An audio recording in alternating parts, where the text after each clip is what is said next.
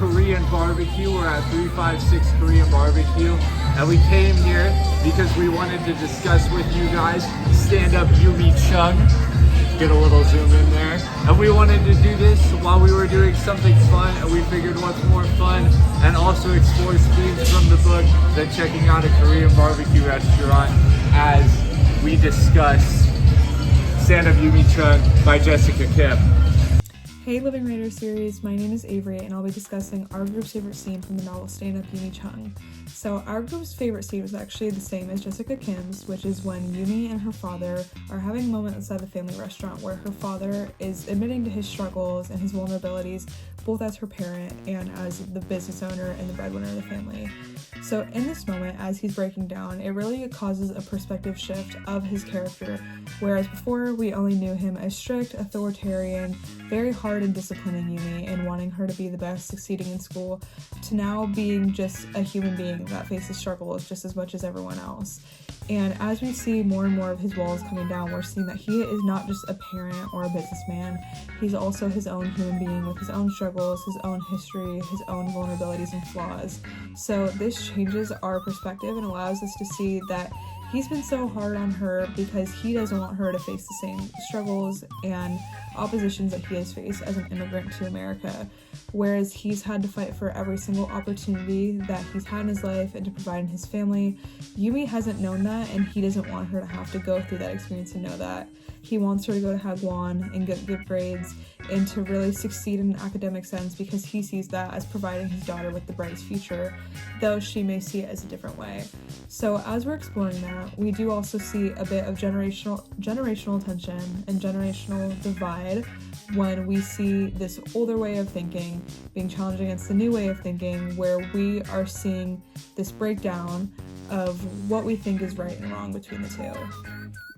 Additionally, we see that even though Yumi has a hard time understanding her father and her mother's strict expectations of her, we see in this breakdown, raw, emotional moment between the two of them that truly there is a deep-rooted love there, and they aren't truly as in opposition to each other as we think. They both just see different paths to success, and that is okay, and that is something that just comes with new versus old way of thinking. But for a YA novel where we have young readers reading this book, it presents the topics of generational divide and parental disagreements in a very palpable and digestible way, where it's not overly heavy-handed, it's just presented as very matter-of-fact and real, and it shows that when we are able to come to each other as humans versus in our roles as child and parent, then we see that we are easily able to understand and to communicate better with ourselves. So this is very crucial in validating both the reader's feelings and encouraging listening and empathy in whoever is reading this novel. My favorite quote from the novel reads as so: "Stop worrying about living up to other people's expectations and pursue excellence on your own terms." I enjoy this quote because I think that success can be found in many different sorts of ways. Whether it's academic, career, creative, family, everyone has their own definition of success, and truly we are never going to be happy living up to other people's expectations.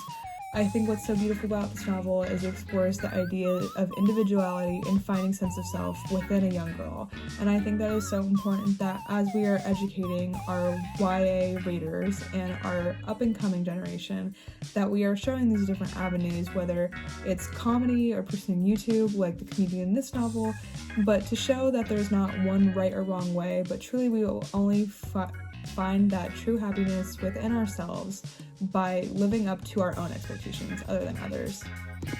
All right, we are officially in full cooking mode right now. Get a zoom in on that shrimp. Nice and cooked. And we also got some beef. We got more shrimp. We got some spicy chicken we haven't started up yet. We also got, I'll try one of those. And we also got some dumplings, and in true American fashion, we got French fries. That's all for now. All right, I gotta give you guys a little view of the spread we got going on right now. What do you have to say about that? It's amazing. It's probably the best cooking I've ever seen. It's amazing. It's our first time here. I've never had Korean barbecue. This is great. All right, we the best. Hi, Hi, my name is Aranza Villegas, and my question was, what would I like to see Jessica Kim do in her future novels? And I'd love to see her keep writing stories about culture identity and family, but obviously with different characters, maybe different characters that have different hobbies, maybe like sports or like arts. I'd also think it'd be really cool if she tried something new, maybe a fantasy or like adventure story, but she kept her funny and like relatable style in it. My favorite quote from the novel is actually at the very end, and it says, "I realized that it wasn't Winston itself that was holding me back.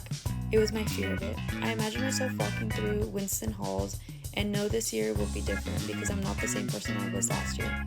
I'm ready to be heard, and I don't need to go to a new school for that, because no matter where I go, I'm still going to get my new beginning, my fresh start, as the true me." This is my favorite quote because obviously it's extremely relatable, and it shows how Yumi learns to stop letting fear and comparison hold her back, and starts embracing who she really is.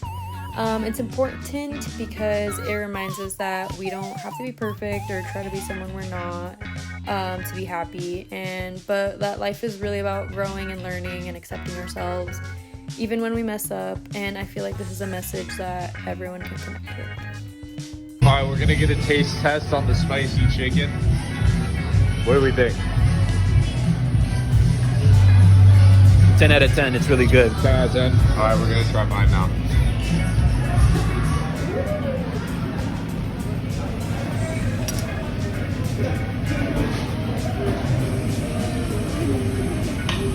It's definitely pretty spicy, but I'm gonna also give it a 10 out of 10. What did you rate it? Okay. I'm on the spot now.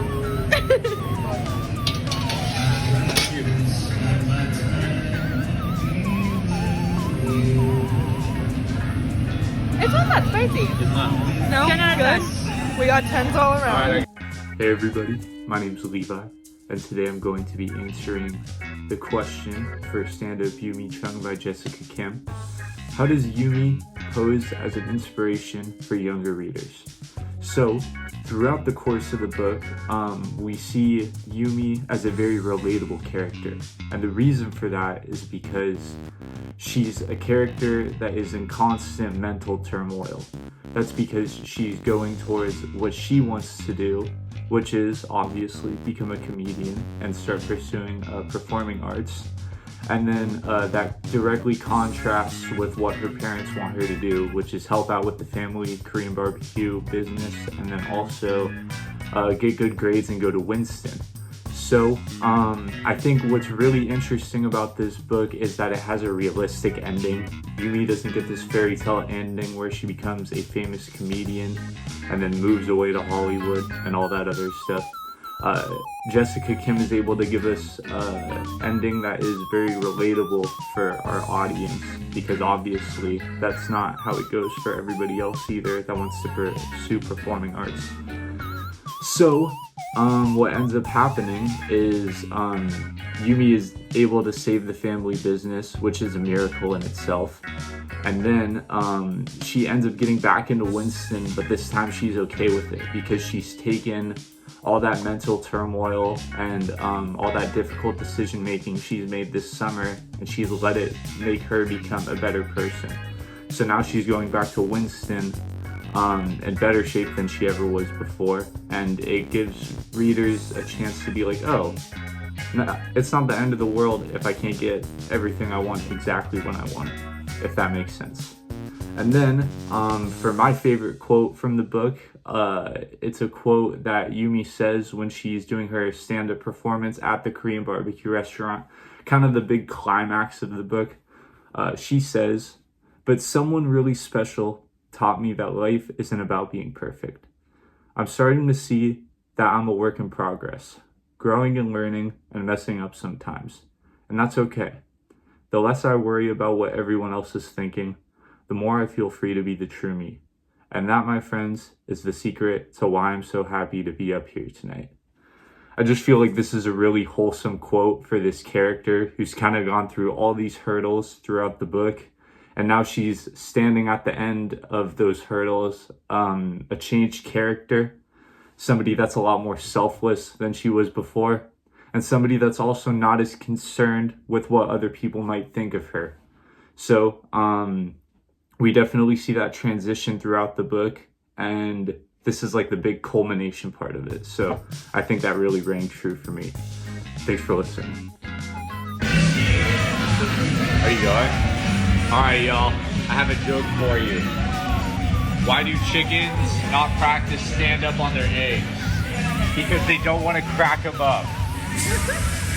Now get the book, What do chickens like to perform? Slam poultry. Hi, I'm Christian, and my question today is, what can this book tell us about the genre of YA? Even though we did discuss about this question in class, I feel like it was still relevant to bring it back up once more, considering how there is a disconnect with trying to pull in new readers, especially for newer generations, when compared to older generations where reading was a staple or a necessity. It seems as if today reading is not as popular or as in contact with with newer demographics or newer generations. And what can the book tell us is that the story itself and the characters in it, and even the overall production of the book, the physical book, the lettering is bigger. It's formatted to be more eye-pleasing instead of a bunch of jumbled up words and text on a page that somebody might read and struggle with. And then the characters in the story, it's vibrant, it's fun, it's high energy, and it's also very relatable. And that brings me to my favorite lines of the passage. It's a bit of a long one, but I'll read right through it, coming from chapter 3. But how am I supposed to stop acting nervous when I am nervous? Hopeless, I fall into my bed face first. What I really need is a personality transplant from a really spontaneous, naturally outgoing, fun-loving donor. I picture waking up from surgery after having charisma and confidence stitched alongside my organs, and being miraculously healed from my stifling self-consciousness. I leave the hospital a totally different person. I participate in class, have a ton of friends, and my jokes would land. I turn into the person I always wanted to be, the new me. I imagine the way the new me would perform my act. The pen in my hand can't keep up with my ideas. And I feel like this is a great insight as to how you are, or how somebody is in this age demographic. We're trying to find identity. We're trying to find a sense of ourselves in this environment, in this world. And I feel like with writing like this, that's very genuine, that Jessica Kim has, I feel as if we could attract more readers and newer audiences, which, in my opinion, I think is a great indicator for the future of YA and even literature as a whole. All right, everybody, we just finished at Korean barbecue. We ate a lot of food and had a lot of laughs. Read the book. It's free. Yes, read the book and check out the rest of the videos on the Living Writers series, and we will see you next time.